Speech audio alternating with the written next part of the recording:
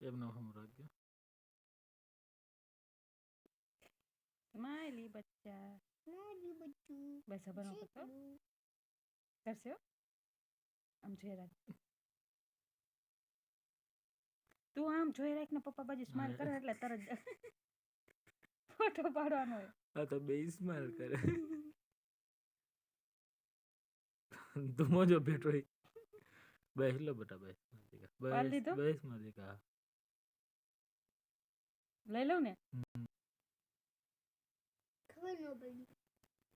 Video ઉતરે.